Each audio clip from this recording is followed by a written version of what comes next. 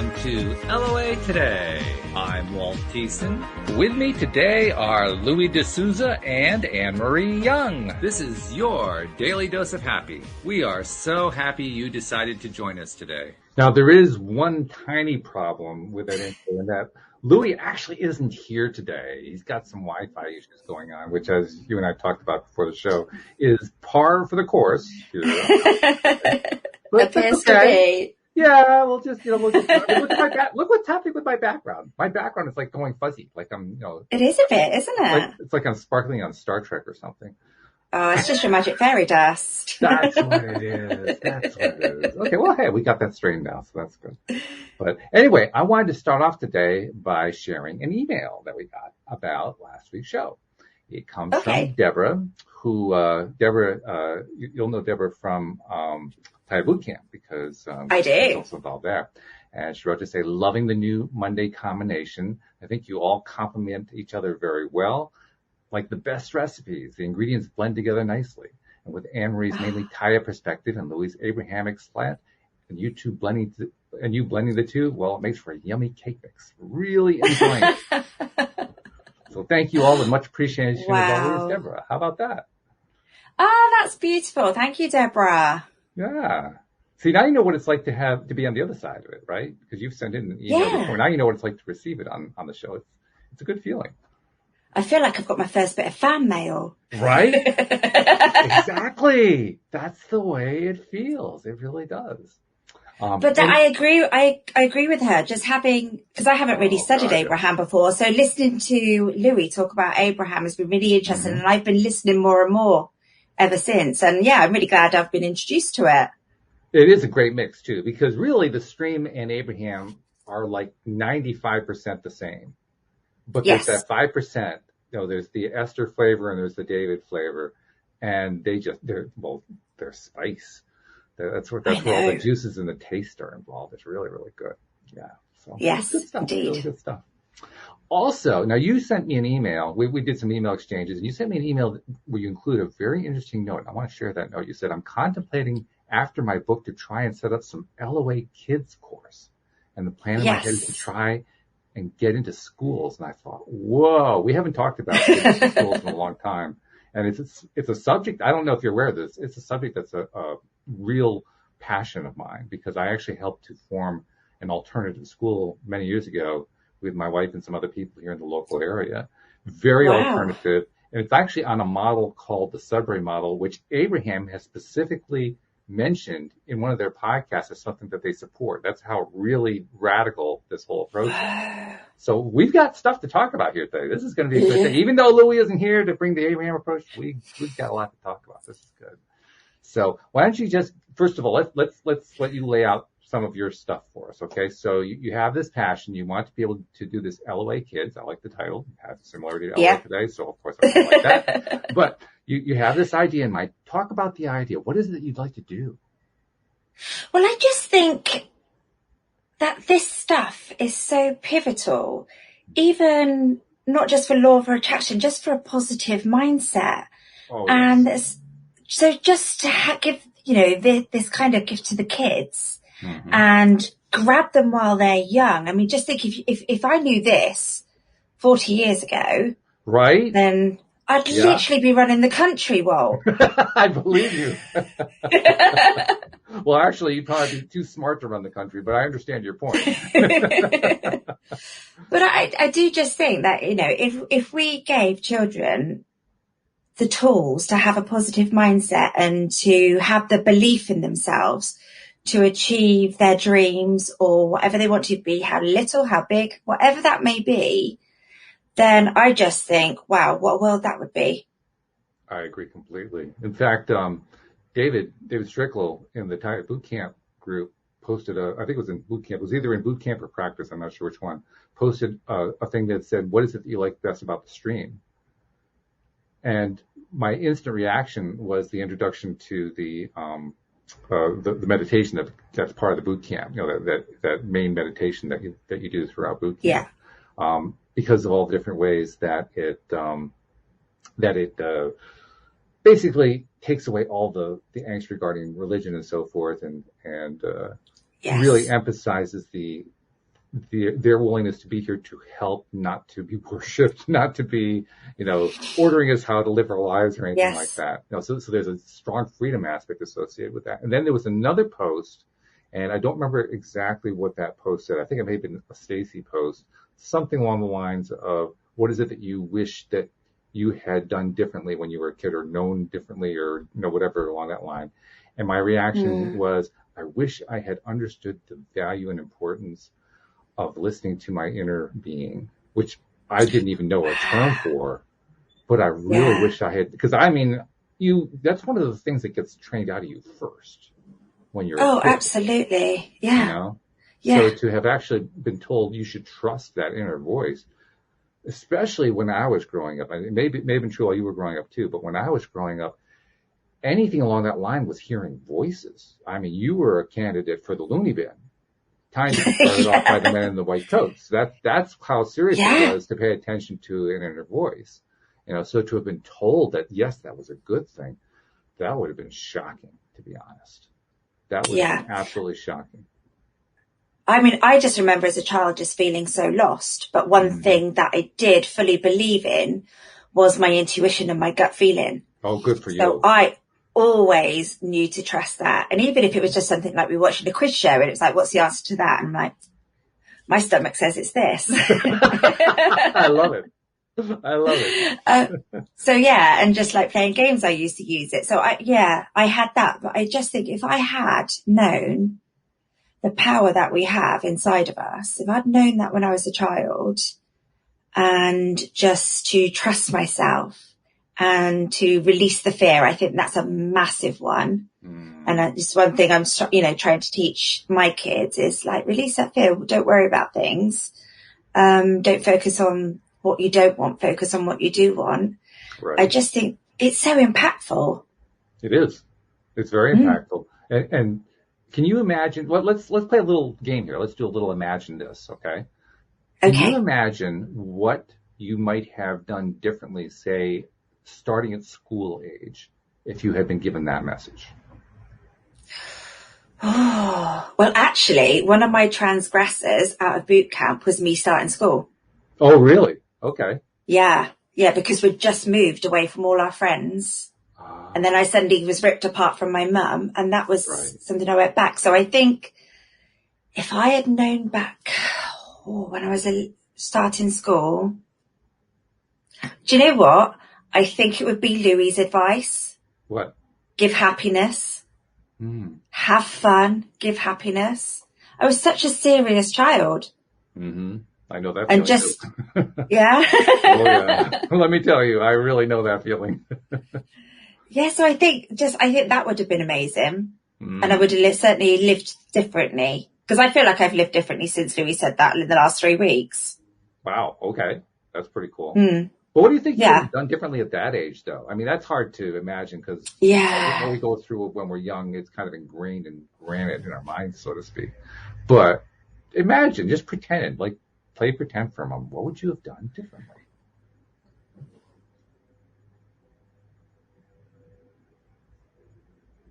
I'm struggling with that one more. I think I would have lived in the moment a bit more rather than worrying about everything. Yeah. I know one thing, if I asked myself that question, one of the things I think would have happened and that I would have done. See, I'm kind of like you on the point of, I wish that I had been told repeatedly that I am worthy, that I can do anything I want to do. I can be anything that I want to be. I don't have to be in a straitjacket. I don't have to please others. I don't have to meet other people's standards.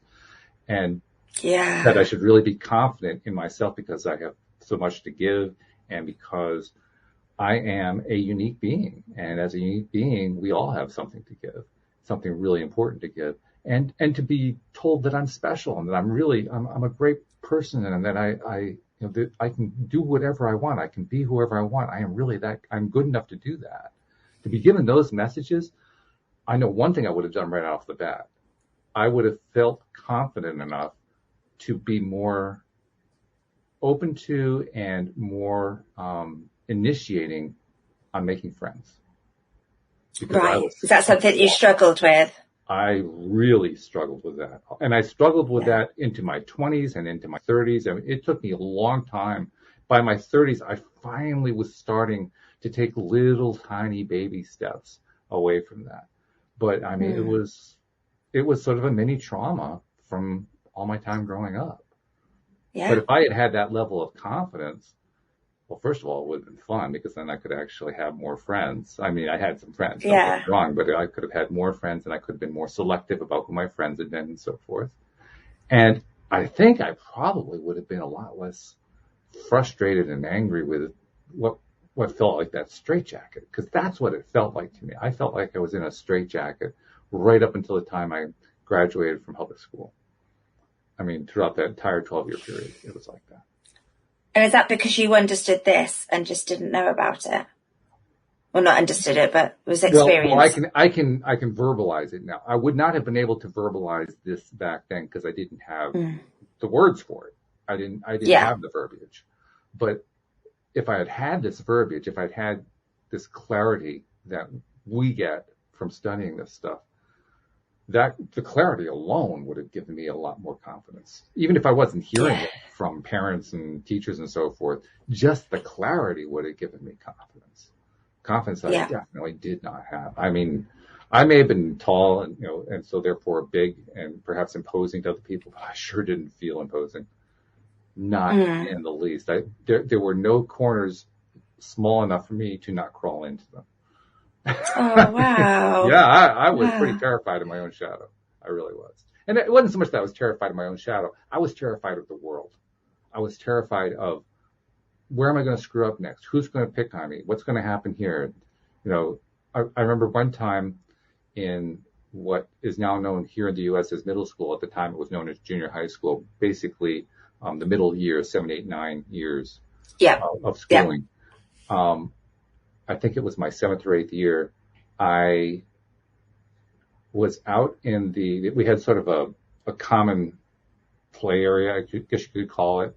It was for sports and for recreation and things like that. And of course, very controlled and restricted and only during gym class and all that kind of thing. But nevertheless, that's where it was all supposed to take place.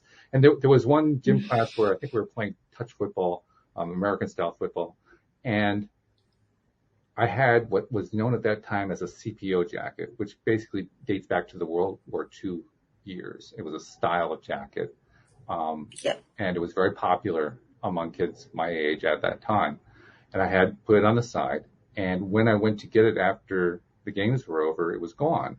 And later on that day, I saw it being worn by another guy who was kind of a mean kind of guy. And he saw me and I saw him. He looked at me and he gave me this nasty look like, don't you dare say anything. And I didn't dare say anything. Yeah. Now, I did lose a jacket out of it, but I lost more than that. Yeah. Yeah. I lost self-esteem, self-confidence. Yeah. Confidence. Yeah. I mean, it wasn't like a major scar, but I remember it. I definitely remember it to this day. And I know that sounds quite traumatic. Well, I know for a fact if I had had any level of clarity along the lines of what we're talking about back then, that would have played out differently. How differently, I can't tell you exactly. I probably wouldn't have physically attacked the guy because I just wasn't that kind of person. But let's just say I wouldn't have had any trouble bringing it up to the authorities. Let's put it that way. Yeah. Yeah. And he would have gotten in trouble and so on and so forth. But how little of a difference there is between those two. Yeah. Right? What's the only difference? The only difference is how you feel about yourself. That's it. Exactly. Yeah. I mean, I was still quite confident, but I was a very kind of like hyperactive child and I struggled to focus and people my brother was super intelligent. Oh, bless him. He got the brains. And so everybody was just like, oh, well, I was the second. So you had the same situation my sister had because I was the one with the brains. Really? She followed me. Yeah. Oh, yeah. And that's a rough way to come up. It really is. It was, and everybody was like, "Oh, Alan's so intelligent," and Anne-Marie, bless Anne-Marie, she's very yes, right. It wasn't into when I started writing poetry about like 7 or 8. People were like, "Oh, she takes it in," And that's when people started taking me serious, because I was always just like, oh, we can't cope with Anne-Marie, and she's just scatterbrain or just Oh my, really? crazy Wow. kid. So, and it wasn't until actually I started writing, which is probably why I love it so much. But Yeah. people were like, whoa, actually, she takes in the world. So, but I get the whole, the people that say things to you, then it sticks, doesn't it? Oh yeah. And I've actually had to detune that recently. So yeah, 40 odd years later, it still pops up. And then I But mentioned fortunately, we know what to do now. yeah, how about that? At least we get it now. Yeah, thank God. It may have taken a number of decades to get there, but we got there. We finally got there. Yeah. And that's a victory. But that's why I think it'd be great to go to school. So if we can give school kids the chance to do it like there and then, or within a 10-year time, That's why I love the Sudbury model so much. The Sudbury model is radical. There's no other way. Can you tell me about it? Essentially, it is a model of schooling where there is no prescribed structure. So in other words, the kids can basically do whatever they want to do every single day. Okay. Which is really, that's out there. That's something that'll terrify most parents, let me tell you. Well, they actually do a little bit of that at my daughter's school. They do? They call it explorative learning. Okay. And so they get given their challenges, say 5 challenges a week, which is 5 pieces of work, and they have to go off. So it's not as free, but it is still quite free. But actually, my daughter can think a way out of a problem like nobody else now, because her brain's been like to do it herself. That's exactly what happens. And it happens to an even greater degree the more the freedom that they are acknowledged. I hesitate to say given, because what it really amounts to is not taken away. It was theirs all along. We just were taking it away from them, and they were taking it away from us where we were growing up. But when you have a school situation where the kids literally control every aspect of every day, it terrifies the parents, because the parents think, well, they're just going to play all day long. They're not going to learn anything, which is not true. That's actually not the way it happens. They do play a lot. There's a lot of play. There's a tremendous amount of social interaction, far more than you'll ever get in any other kind of school. And that social interaction, it turns out, is key to the most successful learning you can do. Yes. I fully agree. Totally key. For instance, every kid, now I'll give you the background. The Sudbury model comes from a school in eastern Massachusetts near Boston called the Sudbury Valley School. Not surprisingly, a school section called the Sudbury Valley. The town is actually called Framingham.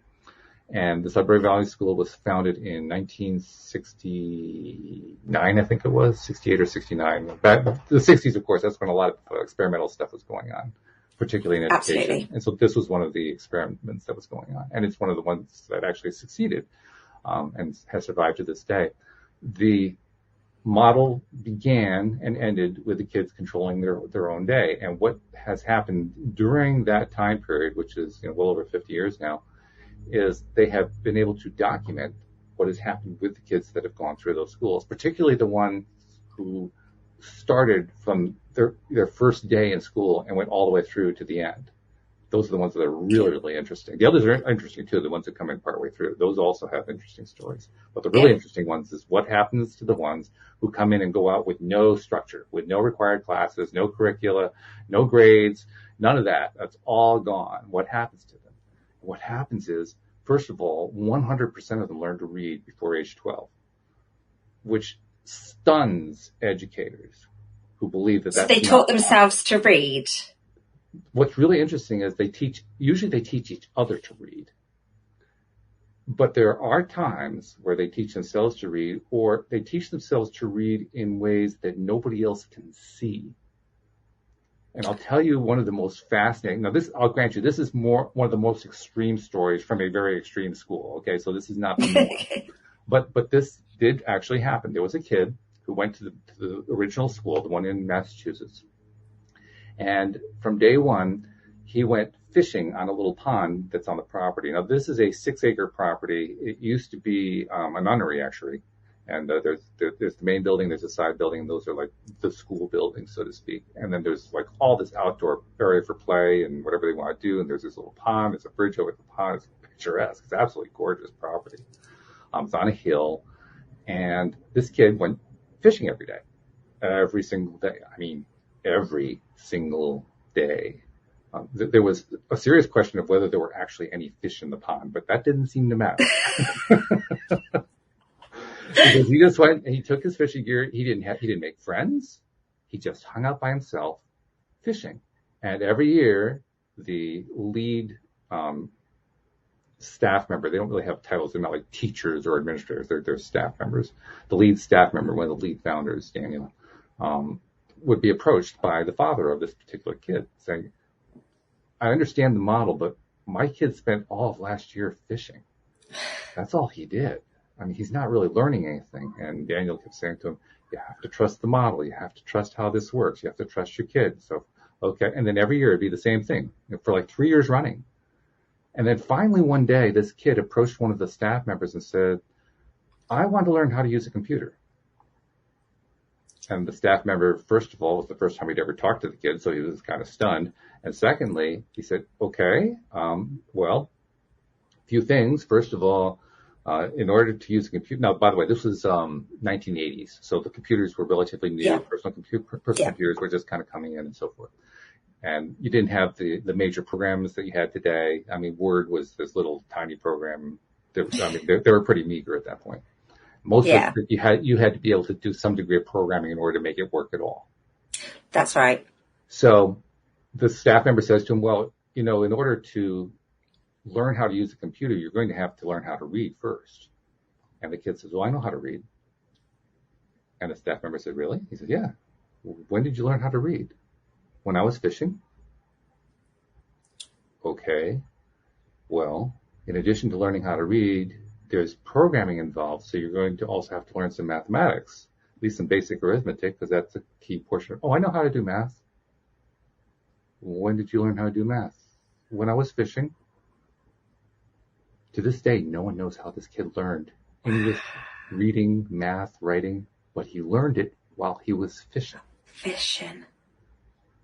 Wow, and that's amazing. He went on to graduate from the school, I think he went on to higher education somewhere, and then got hired as a computer person by Hewlett Packard and ended up as a vice president. Whoa. Right, I'm sending my kids fishing. I mean, that's one of those spooky stories. That's literally sent shivers down my spine. Right? That's just crazy. I've told that story probably 100 times, and it still sends those shivers down my spine. Yeah. How the hell did he do it? But he did. He have? Well, I mean, he did it in a way that obviously was perfect for him in an environment that he was just going to take it in and absorb it. He was thriving. To the outside, untrained eye, that kid was in trouble. But he was thriving. He was absolutely thriving. Here's another story. This next story is much more typical of the kids who go through the Sudbury School. And it's a story about how kids tend to learn math. Now they tend to learn reading. They tend to teach each other reading. That's the most common way that they learn how to read. Math to a lesser extent, but it happens more often in other ways. And this story tells one particular way out of many that kids will learn how to do math. Now this school, because the kids are in control of their day, they also administer the school. There's a school meeting, so-called, that is basically the legislature, if you will. It's the House of Commons or it's the Congress. And they make all the rules, they set the budget, they do all of it. They run the whole thing. And everybody has one vote, and there are a lot more kids than there are staff members, so the kids really do have total control of the school. Yeah. The school is probably, I don't know what the current enrollment is. Last I checked, they were around 250, something like that. So it's not a really big school, but it's good size. It's a good size school. And I think it's probably bigger than that now, but probably not too much bigger just because the property can't handle a whole lot more than that. But, the kids really take their role seriously. They have a judicial system for infractions to rules that they have set as a school meeting. The judicial system is called the Judiciary Committee. And there's a whole set of rules that they've established on how that operates and so forth. And the methods that they have used to engage in conflict resolution are just astonishingly good. Really, really, really good. Yeah, it's impressive. And then another thing that happens is because the kids are basically setting their own terms, they are also socializing. So they're getting together in groups and coming in and out groups and so forth. So groups become a way to organize to do things, especially for common interests. Mm-hmm. Just to give you an example, there was a time period, I think in the 90s, when plasticine, playing with plasticine, making models and so forth out of plasticine was really popular at the school. And they had a whole club that was designated and organized around it. And they had, these kids were all building this plasticine city with all, the people and the buildings and the trees and the shrubberies. And I mean, the whole thing, they were just intricate detail. And then they had a war and destroyed the whole thing. But I mean, it gives you the idea of what they do, And so these kids got together to form this one particular group. I'm not sure what the group was organized for, but they had a particular topic. And they needed to raise money because they wanted to do things. They needed to buy things for the group. And that's another thing that happens. The kids, I mean, they're just like any other school. Money isn't unlimited. Their tuition is fairly moderate. It's not high. It's not low. It's fairly moderate. So there is some money to work with, but it's not unlimited. So very often a group that's starting up needs to figure out how to raise some money, and they'll organize sales of various kinds and so forth to try to raise money. But it's all initiated by the kids. So this one group gets together and they want to start raising money for their particular project or their interest or whatever it is. And they realize they're going to have to be able to handle the money. So they realize, okay, we got to learn some math. Well, they haven't studied any math. So the whole group goes to one of the staff members and says, we want to learn math.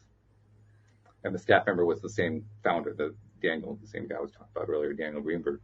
And so Daniel, one of the first things that staff members learn to do when kids approach them is to be skeptical, because usually in the first few attempts, it's trying to find some way to scam the adult into getting what the kids want, what the kids want the adult to do, that kind of thing. Yeah. And they don't really have any intention of actually doing things like learning how the math goes, but he understands that game. So he played that game until he finally realized they were serious. They really were interested in learning math. And so they worked out a contract, so to speak, of, okay, we're going to meet now, 3 days a week. We're going to meet for an hour a day. You're going to do some homework to try to learn all this stuff. And, they basically scoped the whole thing out. Those kids learned the first 6 years of math in 10 weeks.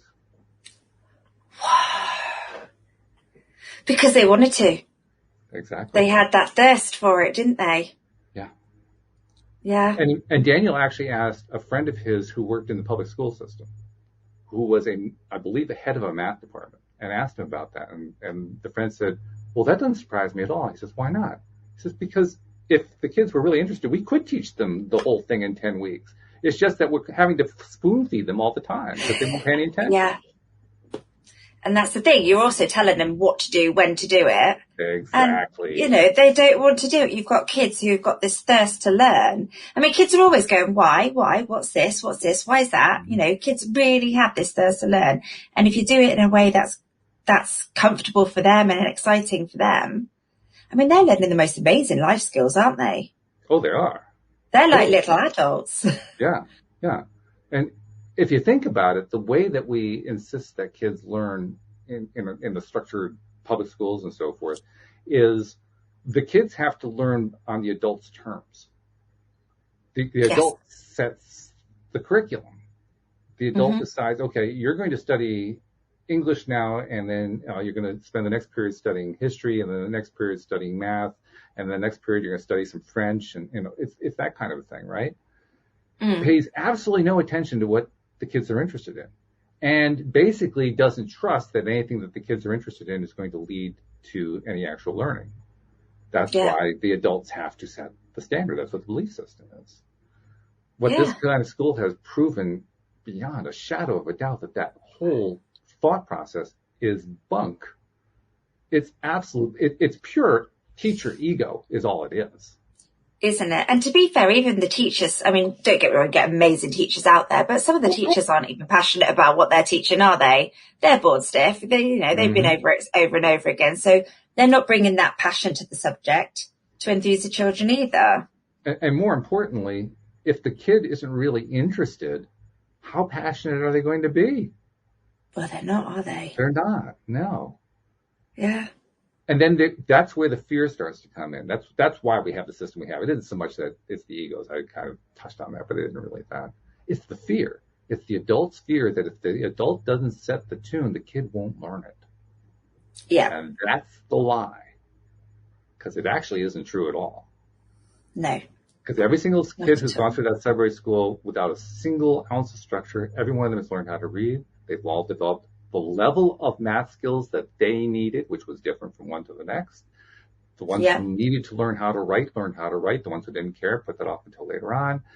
And then they also learned some other stuff that you don't learn in the public schools or even in private schools, like basic life skills. Yes. Because they don't teach things like money, do they?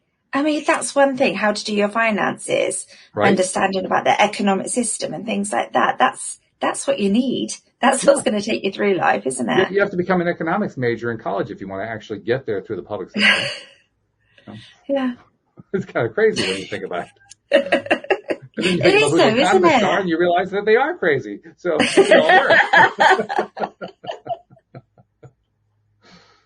But it's so true. It's so true. And there's now, some people have claimed that, well, it's that particular model. Well, it's not just that particular model. There are other models that have demonstrated the same thing. For instance, in the homeschooling movement, there is a subset of homeschooling called unschooling. I don't know if you're familiar with it. It's essentially the same idea, but done on a homeschooling basis. And it has produced very much the same kind of results. And then one of the really coolest things, and I should have done some research before we did the show today, there is a gentleman from India, an educator, who did a series of little experiments and continues to do them to this day. Again, very cutting edge, very much out there, to see what it would take to help kids coming from, quote, disadvantaged, unquote, backgrounds to learn better. His first experiment was brilliant. It was in one of the larger cities in India. I don't know which one it was. I'll just say it was Mumbai, but I don't really know. And he went to the poorest neighborhood in the city. And he set up, obviously he had funding for this, but he set up a PC plugged into the wall of a building from the sidewalk, street level, kid height, connected to the internet, in English, in a neighborhood that did not speak English. And none of the kids knew English. And none of the kids, because it was such a poor neighborhood, had even been to school. Yes. And he left it there for a year and then came back. And after 1 year, all the neighborhood kids had taught each other English, had taught each other how to use the computer, and were exceeding what the kids in the public schools of other areas of the city and the other areas of the country were doing simply through that street level computer. That's incredible. Which absolutely puts a lie to all the stereotypical beliefs about how schools should operate. I mean, basically just threw the whole thing out the window. It threw the teachers out the window, it threw the administrators out the window, it threw the structure out the window, it threw all of it out the window and said, yeah, take this and show it. I mean, look at what this thing produced. And then once again, the critics said, well, that was just a one-off. And so he did it again and again. And now he's done it in numerous countries. And he's brought all these different concepts to a lot of different countries, and they're all starting to adopt it on little smaller levels. And I keep thinking to myself, every time I think about that guy and his experiments, every time I think about the Sudbury people, every time I think about the unschooled, every time I think about people who are in our circles who are understanding how energy works and how inner being works and so forth, and who are teaching it to their kids. Wow, that's exciting. Yeah. I mean, you and I may not have gotten it, but some of them are getting it now. That's just wonderful to hear. because I struggled at school. I didn't want to sit down at a desk and be told what to write Mm, and told what to do. You know, yeah, like I said, I was a little child running around crazy. I wanted to go out and explore, and I was still taking right. it in because I was writing about it. Mm-hmm. You know, in my own time, I was writing all this poetry. Um, but yeah, I want to go to that school. Right. Exactly. That's the way it felt for me when I was helping to found our version of that school. I was helping to found the Yeah, school that I wish I could have gone to, that I wanted to go to desperately. amazing, amazing. And that's, I mean, I love that concept. I might even take that over here as well, but There you go. All right. you know, but you know, I just think children are sponges, aren't they? They're They really are. sponges for knowledge, they're sponges for education, be it on YouTube and what we as parents don't necessarily agree with, but they're learning stuff. My daughter comes out with things, you know, and knowledge. I'm like, fair play, kid. Um, but to do that and just to give them that freedom, wow. I love It's hearing rare. about that, Walt. Yeah, I know. I love talking about it. I mean, every time I talk about it, Yeah. I get a glow. It just Yeah, I illuminates. feel really excited. Yeah, it is exciting. It's very exciting. And whenever I also talk and think about it, I also think about people I know who are doing it right now. I think about the kids. Now, the school that we founded, we had no money at all. I didn't know anything about law of attraction. If I had, I would have known how to attract the money, but I didn't. So we Mm. basically started open and it stayed open for years with no money, or very, very little money. It was just impoverished. But despite that fact, we still had our success stories, which was really, really cool. And one of my favorite ones that I love to tell, when we started the school, we started with a grand total population of 9 kids with Yeah. their parents and so forth. And one of them didn't even come the first year. He was signed up by his foster parent because the foster parent believed in it, but he had no belief in it at all, so he never came. So it was actually 8 kids. And one of those 8 kids was a young lady who was about 12 years old at the time. And it was mostly older kids, interestingly enough. I mean, there was one girl who was about 6, and all the rest of them were 12 to 17. So they were all in their teens or, junior high to high school Yeah. years here in the U.S. And this one girl, she was probably the youngest of that group. She had lived in foster care most of her life. Her father had basically abandoned the family from the moment she was born. Her mom was a struggling mom who had her own issues. Yeah. She had like all the different diagnoses that kind of kid gets. She was diagnosed ADHD. She was labeled a troublemaker. She was constantly in trouble. She was an angry kid. She was a very angry Yeah. kid. And I was really motivated to get them in because I knew her mom could not afford the tuition. Now, our tuition wasn't high, but I knew her mom couldn't do it. There was no way Yeah. her mom could do it. And nobody in the Sudbury system, I say system, at the time there were probably, I don't know, a dozen to a dozen and a half schools around the world following the same model. So this was not a really large community of schools. But none of them had any kind of system for somebody who didn't have the money to get in. So I decided to Sudburyize it a little bit, and we'd be the first one. We'd find some way to subsidize getting this kid in. And I ended up inventing a system of basically a stepping scale. If you have this much income, then you pay this much, and so on and so forth. So, and I designed the scale specifically to her mother so that her mother could actually So afford that she could get in. Yeah. Yeah, right. I love it. And she did. And so she went to the school and had challenges. They all had various challenges because a lot of them were the biggest challenge for somebody coming in who is not doing it from the first year is they have all the baggage that comes from having gone to public school. So they're having to unlearn all the stuff that they've learned, so to speak, all the stuff that was holding them back. It's kind of like a Yeah. Thai boot camp for kids when they go through that. It sounds like it, doesn't it? It It's is. just It really literally reprogramming. Except that they don't have quite the guidance that we have in a Thai boot camp. There was no system, right? No. So it was probably a little bit harder for them in that sense. It was easier in the sense, though, that because they're kids, they just don't have enough years of baggage to have it match what an adult has. Adults have much more baggage. Mm. So that helps a little bit. Anyway, I was there for the first half year, and then Louise and I moved away to Virginia, so we missed all the rest of it, which has always been a bit of a regret for me. But during the time that we were away, she thrived.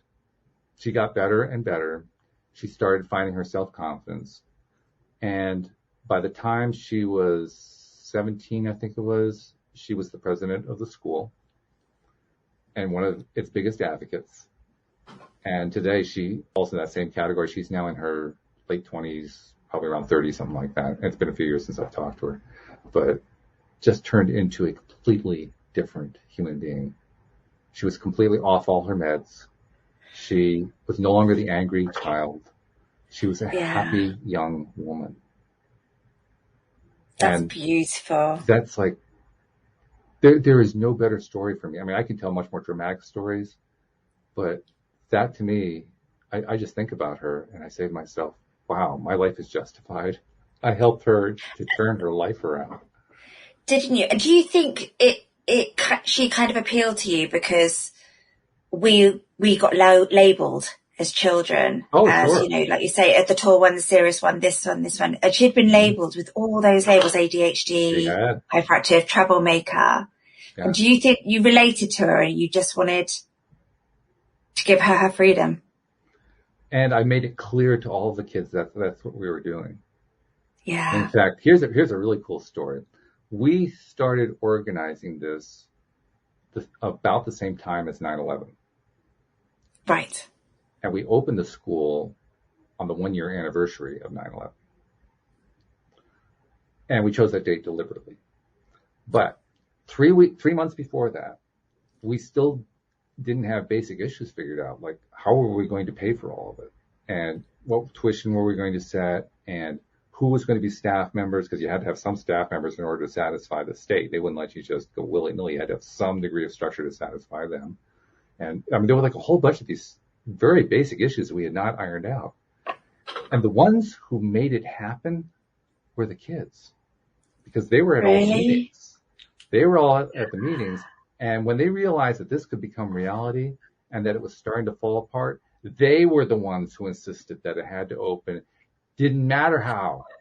Just there's his chills anyway. Again. Yeah. Yeah. It's just. This makes me so happy. It's an amazing experience to go through too. To just have been a part of it. Now, I was more than a part of it. I actually was the lead organizer, the lead founder. Two of us, me and a woman named Chris, the two of us were basically the leads. And we went through a lot to get it opened, but it was worth every step of the way. Wow. I can imagine. It sounds incredible. I feel so proud of you, Walt. I feel proud of me. Good. And that was, you talked about transgressors. As usual, parents play a transgressor role. In my case, one of the transgressors was that I was never really taught self-confidence. They didn't know how to teach me that. They didn't have it themselves. You know, how can they teach me what they don't have, right? But as a result, I had to learn that on my own. And that was almost me graduating in terms of developing my own self-confidence. Yeah. Just going through helping to set up that school, helping to give those kids that opportunity to live that life for however many years they were going to do it. It was going to be different for every one of them because they all had to come in at different ages, but they all had that. So you all grew. Yeah, absolutely. Every single one that I know about. I haven't been able to keep track of. But and yourself and all the adults that were involved with it. Yeah. Mm-hmm. And I can't tell you that it was all rosy. I mean, there were some people who didn't grow. Some people who fought it every step of the way. And I can think of a few of the ones who didn't grow a whole lot. And they're the ones who ended up shutting the school down. Oh. So the school shut now, is it? The school closed a year or two ago, yeah. And I remember when Louise and I came back to this area from Virginia, the school was in trouble, and we went to help, and I basically didn't pull any punches. I said, you guys are pulling the strings too much here. You know, you guys you're trying to impose your adult stuff on the thing, and you're basically scaring potential new people away and so forth. And they hated that. They Isn't pushed that back. funny though? Yeah. Oh, they pushed back in a big way. But the They whole pushed back ethos of so the school. they pushed back so hard that Louise and I said, okay, we're out of here because the subway mile says we're going to take our hands off. So we're going to take our hands off. And if you guys go down, it's up to you. You know, we've given you the information. It's up to you what you do with it. And they took it down. Yeah. Wow. But even that's good. Even Well, that's yes. good. Because ultimately, the ones who brought it down, now they have to live with that.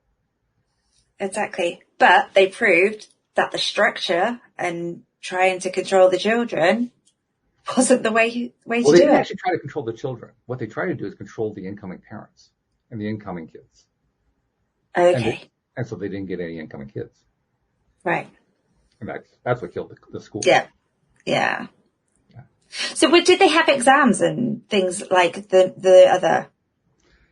Very children rare that any kid who goes to a subway school takes any exams. What they even graduating from school, it's very informal, and it actually differs from school to school and from kid to kid what that looks like.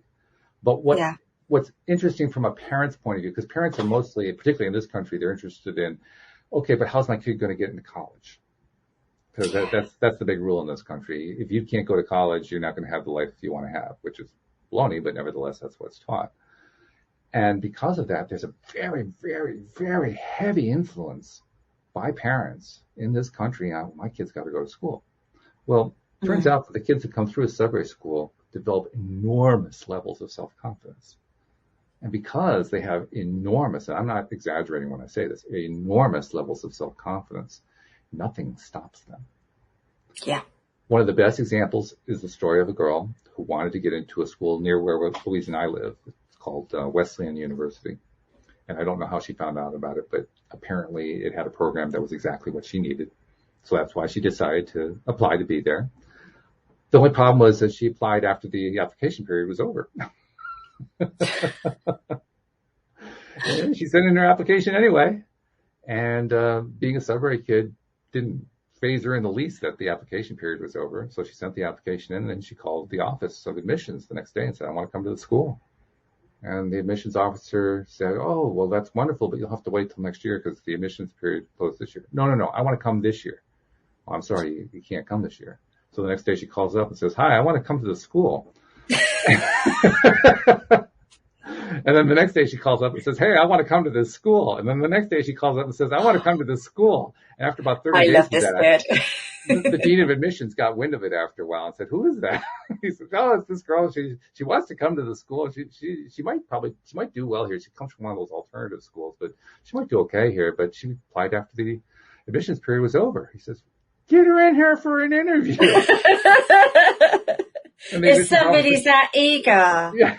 The admissions officer said, yeah, but you have all of your schedule full of interviews from people who've already applied. He says, find 15 minutes. Just give me 15 minutes with her. So they squeezed in 15 minutes early before the day actually was supposed to begin. Her mother and her came into the school, into the admissions office, met with the dean for a 15-minute meeting that lasted 45 minutes. And after that 45-minute period, the dean and the girl came walking out of his office arm in arm, his hand on her shoulder, walked over to the mother and said, I hope your daughter decides to apply to go here. She's exactly what we're looking for. And she got into the school.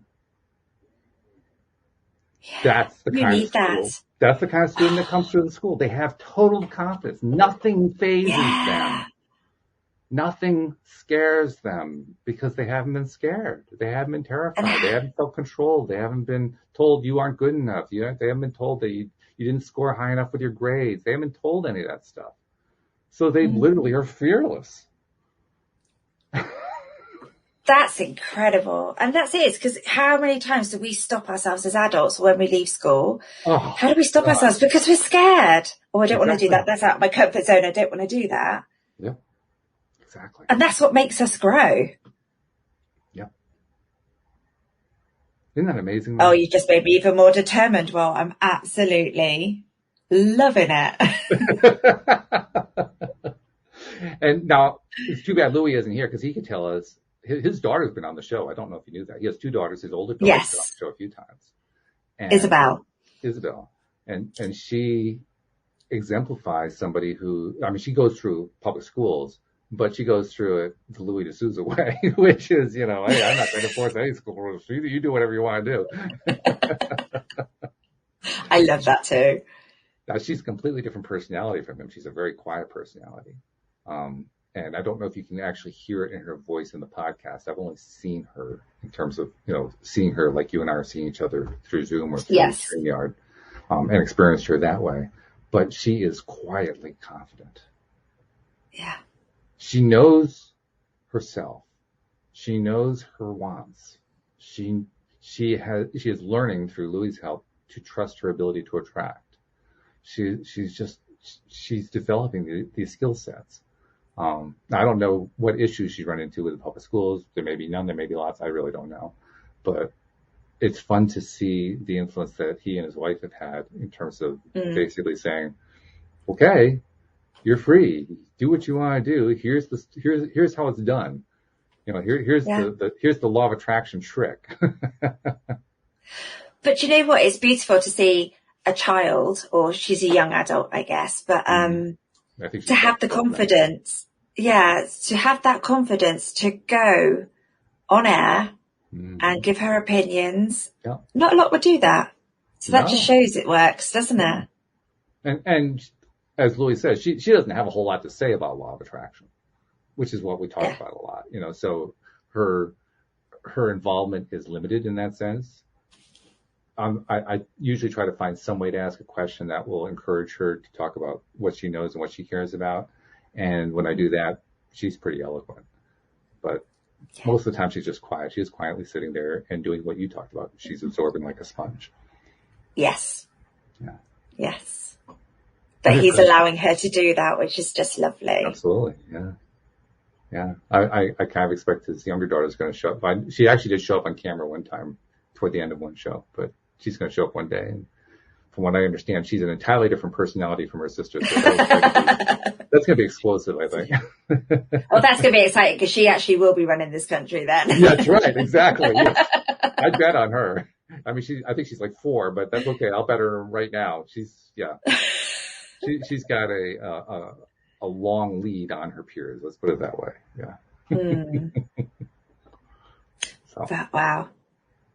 I'm not going to be so hard on my kids in education now. I mean, I always let them sort of learn their own things anyway. And my little one, my eldest one, she just loves to learn. Mm-hmm. And it's so exciting to watch, isn't it? Mm-hmm. Oh, yeah. But they just want to do it and they want to absorb it in their own way. It's fun to watch a kid learn. I agree. I mean? Especially when they're learning something and you don't know what it is. Have you ever noticed that? It's really fun. It's fun. You can almost see the thought process turning, the brain turning things over. You can almost see it happening. And if you just watch them and watch what they do and so forth, you can find them processing their way through stuff. You don't necessarily even know what the stuff is, but you can see them doing it. And then they make some sort of progress and they'll have some sort of a breakthrough and you'll realize, that's what they were working on. Oh, okay. So you don't necessarily have the clues about what it is that what the subject of it is, but you can see the process. The process is just stunningly obvious. Isn't it? I mean, I quite often turn my laptop on and she plays teachers with her little sister. And I'll turn my laptop on and she's done a whole lesson plan and it's all about Egypt. And it's just incredible. And I'm like, I don't know this. Fair play. It's, but having fun with it. Which is just the important thing, isn't it? And it's what those kids at that school are doing. Exactly. And it's what's stuck at a desk being told what to do isn't fun. Mm-hmm. Mm-hmm. But I know when I'm having fun, that's when I learn at my best. Right? That's when all of us do our best learning, when we're having fun. Absolutely. One of the other things that the main school did is they put together a book of statistics, so to speak. Basically, they tracked all of the kids that went through for the first 20 years or so, something like that, and figured out, okay, how many of them came from a public school, how many of them came in originally to the school, how many of them went on to college, how many of them just went right into the business world or went, got a job at McDonald's, or, what is it they did as they left school, and tracked it as well as they could, and then compiled it into this statistics book is basically what it was. And one of the things I went through the statistics were raw statistics. They weren't compiled in any way. They weren't drawing conclusions. They were just saying, okay, here's all the stuff. Here's all the data that we've collected. So I took the data and I started adding it up, and then I started comparing it. Now, to an extent, you have to kind of make some assumptions because some things you can find online, some things you can't really find. And this was early online. This was, turn of the millennium. So the internet was there, but it wasn't quite as developed as it is today and so forth. So you could find some things, but you couldn't find everything you wanted. I could find enough to identify, for instance, what percentage of the population engages in entrepreneurial activity. And then I could compare it to what happened in the school. And what I found was a kid coming through the Sudbury school was 3 times more likely to become an entrepreneur than the kid coming through the public school. That doesn't surprise me. And kids coming out of the school, approximately 95% of them knew what they wanted to do when they were leaving the school, compared to a public school where, if you're lucky, 50% knew what they wanted to do. Yeah. Because there's no boundary there, is there? There's no boundary and every single opportunity to explore everything that they love. Yeah. And so they had already done what so many people are trying to do in LOA circles today, find their passion. It took me forever. I mean, there are people who take courses in how to find their passion. These kids just learned it. They just learned it just by going to school. Do you know what? But couldn't they teach so many adults so much? Oh, God, yes. They really could. Oh, yes. There is so much we have to learn from kids. And yeah. The smart teachers, by the way, are the ones who know that. The good teachers, they're the ones who have figured that part out. They're still stuck within a system that requires them to follow curricula and so forth. But they also have learned how to kind of bend the thing around so that they can actually turn the tables and give the kids as much freedom as they can give. And that's to their credit. They're working in a system that works against them, but they still find a way to make some of it work, which is a good thing. Well, we all have that favourite teacher, don't we? And it's usually the one who made the lessons fun. Yes. And they're the ones, they're the ones we remember, and they were our favourite classes. Mm-hmm. Exactly. Yeah. And when it's fun, it's easy. Yeah. That's fun. I mean, I was always good at math. You know why I was good at math? Because my dad took the time to do flashcards with me when I was in third grade, just practicing basic arithmetic. And so I got a head start on everybody else. And so when they were explaining, I was bored with almost everything that was happening at school, but I was less bored with math. So I did well with math because I wasn't quite as bored as I was with the other stuff. But that's what I do with my kids. We've got maths games and we play them, and my little one can't, well, she's just learning to do her maths now, but we've got the abacus, and we still use the abacus so she can play that game. Yeah. And when I was homeschooling, there's so many ways to do maths now, but I'm like, you're going to have to learn it mum's way because that's the only way I know. But we're doing sums, and we're just doing it like trying to make, okay, so we're going to have popcorn. Have we got enough popcorn? No. So let's go and ask tens. Let's go and ask hundreds. Have they got any popcorn? Has thousands got any popcorn? And just trying to make it in something she can relate to and find fun, and she's no longer that scared of maths. Her confidence has grown from just having a bit of fun with it. Boy, that makes all the difference in the world. It really does. Oh, you've warmed my heart. Yeah. Well, this has been a worthwhile really show. I mean, we didn't have Louie, but look what we did. Yeah. It's been a good show. Thank you.